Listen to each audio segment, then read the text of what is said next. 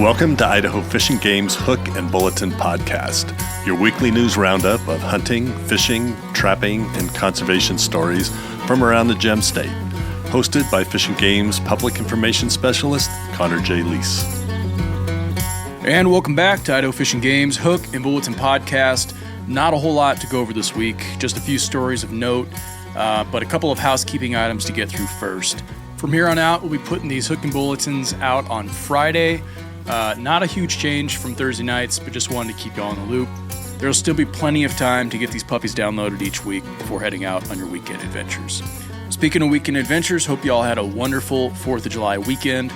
Whether you chose to stay in town or get out in the woods with some family and friends, which is exactly what I did. Me and the wife and a few buddies hit the outskirts of the Frank and got into some cutthroat trout at a couple alpine lakes. Managed to stay mostly dry during the Friday thunderstorms, and best part of all, didn't land a single tick. This week on the Hook and Bulletin, we'll be talking about a poaching case up in the Panhandle Region, some changes to elk seasons in the Magic Valley region, and does boat electrofishing harm aquatic insects? Fisheries technician Josh Clark has the answer, but first, we got to shoot the bull.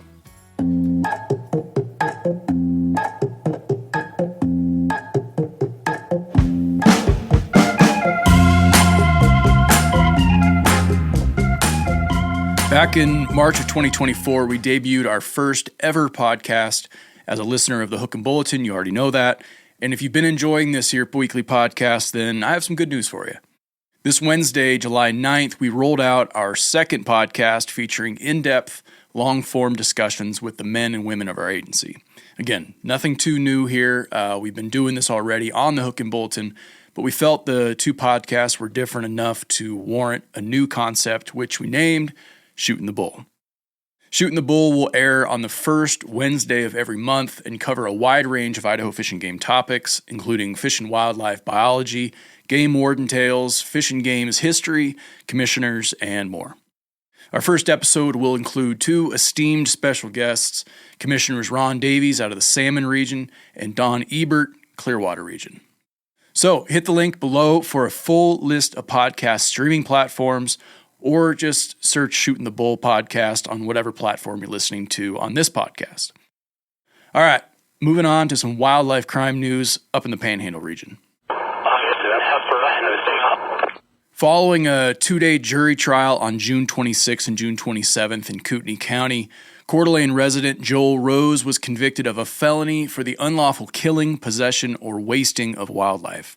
Rose illegally killed a trophy-class bull elk with a rifle during an archery-only season on September 10th, 2024. The elk was killed near Rose's residence on a private property in the Wolf Lodge area in Kootenai County. The elk's unique antler configuration made it an easily recognizable and well-known animal in that area that other hunters had pursued for several years. A Citizens Against Poaching tip led to the discovery of a 6.5 millimeter bullet that was recovered from the hide of the elk, which sparked the investigation. Idaho Fish and Game conservation officers conducted a search warrant at Rose's residence for the collection of evidence on September 11th, 2024. The investigation revealed that the elk had been killed by 2 lethal shots from a rifle and that an arrow had been inserted into the carcass after the animal was already dead. During the search warrant, a 6.5 Creedmoor rifle equipped for long-range shooting and with a silencer for sound suppression was seized from Rose's home. Subsequent ballistic analysis revealed that the rifling characteristics from the seized rifle were consistent with the bullet recovered from the elk hide. Fish and Game conservation officers seized other items for evidence, including antlers and meat from the elk and a bow with arrows. Additional evidence revealed that Rose had been specifically targeting the trophy-class bull elk during the archery-only season, which overlaps the rutting period for elk in North Idaho. After the elk was killed with a rifle, Rose posed in photos with the elk with an arrow protruding from the carcass. In Idaho, the unlawful killing, possession, or wasting of wildlife with a single or combined damage assessment of more than $1,000 is a felony. Because the bull elk antlers scored greater than 300 inches using the Boone and Crockett scoring system, it was classified as a quote-unquote trophy per Idaho code and had an assessed damage value of $5,000. The sentencing for the conviction is set for August. Fish and Game thanks the public for being diligent and reporting potential wildlife crimes and helping to preserve, protect, perpetuate, and manage the incredible fish and wildlife to which Idaho is home. Anyone who observes or has information about any wildlife crime is encouraged to call the Citizens Against Poaching hotline at 1-800-632-5999. Information can also be reported online. Citizens Against Poaching monetary rewards are available for individuals who provide credible, detailed information, which significantly helps to identify persons involved and which leads to any relevant charges for a wildlife crime. For more on this story, hit the link below to check out TJ Ross's full press release and see photos from this case. That's all on that. Time to talk about some grizzly bear news down in the Upper Snake region. Wildlife Services began trapping near Coyote Meadows in an area that has experienced confirmed cattle depredation from grizzly bears over the past weekend. On the night of July 1st, a young grizzly bear was captured while visiting the kill site. Given the bear's smaller track size when compared with tracks previously found in the area, it was determined not to be the target bear. Without any direct evidence tying this bear to a depredation, the decision was made to relocate. In cooperation with the U.S. Fish and Wildlife Service and the Caribou-Targhee National Forest, the young male grizzly was immobilized, given a body condition and health assessment, fitted with a GPS collar, and then relocated to a remote area in the Fish Creek drainage on Forest Service land approximately 12 miles from the city of Island Park. While not always possible, relocation is a management tool that wildlife biologists use to minimize conflicts between humans and grizzly bears. Relocation sites are chosen after considering the age, the sex, and type of conflict the grizzly bear was involved in, as well as the proximity to nearby human activity. Because of the inability to move bears across state lines and the limited size of Idaho's grizzly bear recovery zone within the greater Yellowstone ecosystem, few suitable relocation sites exist. Grizzly bears are federally protected and relocated in accordance with state and federal laws and regulations.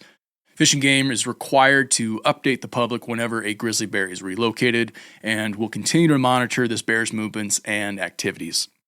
Before any relocation occurs, Fish and Game consults with the appropriate agencies to minimize the chance of future conflicts and maximize the relocated grizzly bear's chance of survival. Hit the link below to read Communication Manager James Brower's full news release on this story. Now, last up, our fisheries folks in the Upper Snake region have been working on some cool research to see if boat electrofishing harms aquatic insects.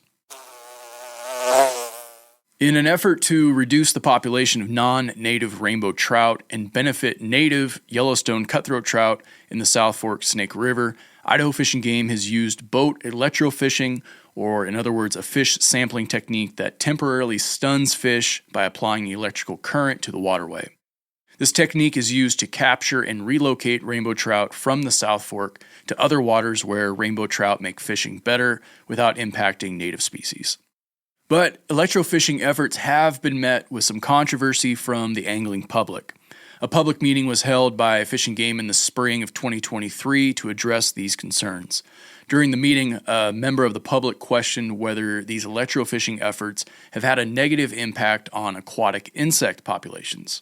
While a few studies have researched impacts of backpack electrofishing on aquatic insects, we are not aware of published articles investigating impacts of boat-based electrofishing. Stable aquatic insect populations are vital to maintain a healthy fishery, so Fish and Game, in collaboration with BYU of Idaho, studied whether jet boat and raft electrofishing increase the rate in which aquatic insects are disturbed from the riverbed, also known as drift rate, and insect mortality. To determine if boat electrofishing causes an increase in aquatic insect drift rate, we used a series of drift nets to sample 3 electrofishing sites. Of course, when I say we here, I mean our fisheries staff. Definitely not me. I was not out there. Sites were selected to overlap with Fish and Game's 2024 boat electrofishing population estimates of both the Henry's Fork Snake River and the South Fork Snake River. At each site, we calculated the average number of insects drifting at 3 distinct times: 4 days before electrofishing occurred, during electrofishing efforts, and then 3 days after electrofishing. We then compared the drift rates of each sample time at each site. Comparing insect drift rates before, during, and after electrofishing allowed us to establish a baseline drift rate and determine if electrofishing increased drift rates the day of electrofishing and 3 days after electrofishing. To determine if boat electrofishing causes mortality of aquatic insects, we used kick nets to collect a sample of 40 hydrocycid caddisflies and 40 pearlid stoneflies. I'm sure I butchered one of those, and I'm sure one of our fisheries biologists will shoot me an email once this podcast goes live.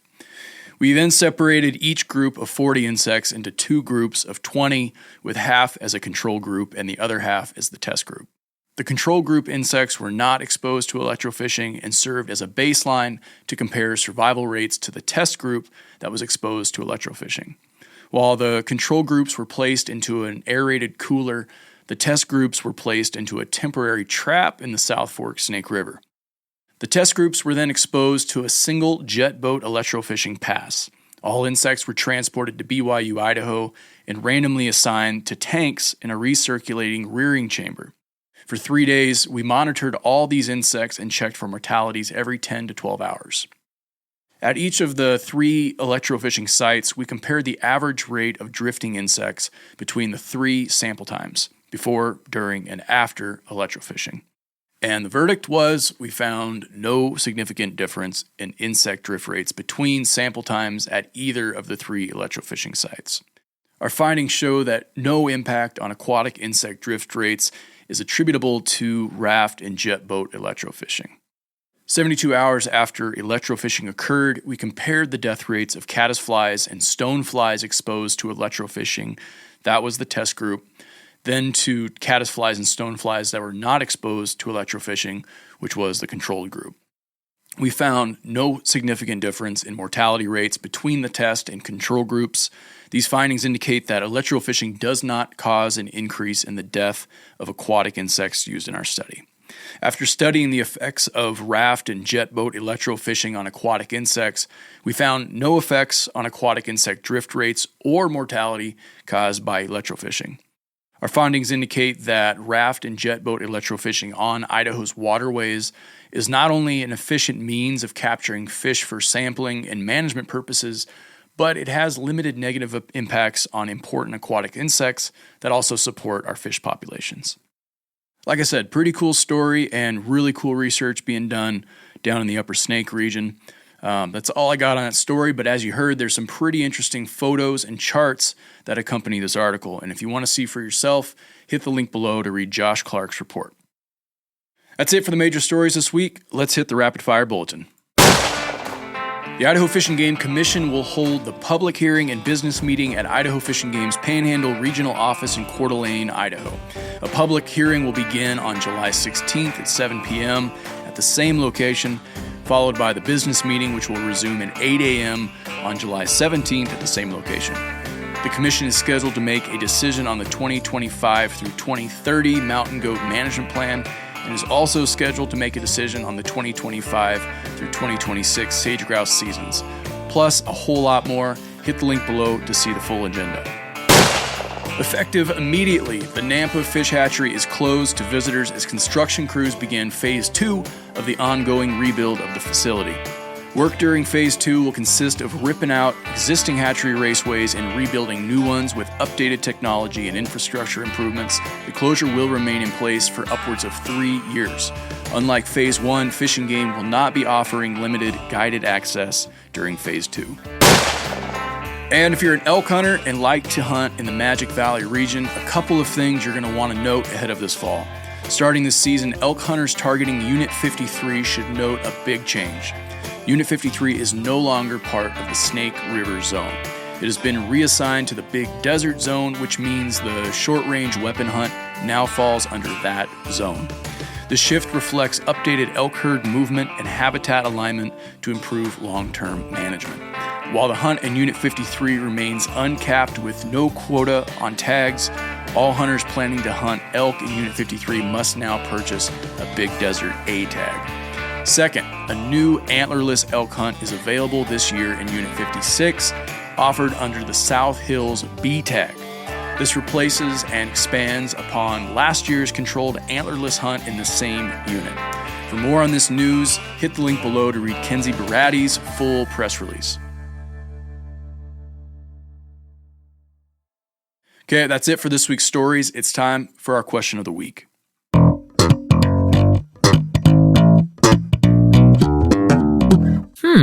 This week's question comes to us from Sean G. Sean asks, I plan to hunt mule deer in southern Idaho for the first time this fall, and I understand the unit I intend to hunt in falls under the motorized hunt rule. So, where can I learn more? Hey Sean, thanks for writing in. Hunters should be aware that a large portion of hunting units in Idaho fall under the motorized hunting rule. The rule applies to folks hunting big game animals, including moose, bighorn sheep, and mountain goats, in designated units from August 30th through December 31st. To learn more about motorized vehicle hunting restrictions and rules, be sure to check out pages 104 and 105 of the 2025 Big Game Seasons and Rules booklet, or alternatively, you can just call up your local Fish and Game regional office. They should be able to help you out. That is all the news we have for this week. Reminder, folks, we got a whole new podcast out right now. Shootin the Bull, Episode 2 with Commissioners Ron Davies and Don Ebert. Be sure to check it out. It's on all the streaming sites as of now. We'll be hoping to put out some more in the coming months. So thanks for following along. Also, just a heads up, we're going to be traveling next week for the Fish and Game Commission meeting up in Coeur d'Alene. So there will not be a Hook and Bulletin next week. If there's something on your mind, or if you got a question related to Fish and Game matters, or now a topic if you want to pitch for the Shootin the Bull, let us know. Drop us a line at podcast@idfg.idaho.gov. Again, that's podcast@idfg.idaho.gov. Go check it out. Shootin the Bull out right now. Thanks for listening, folks.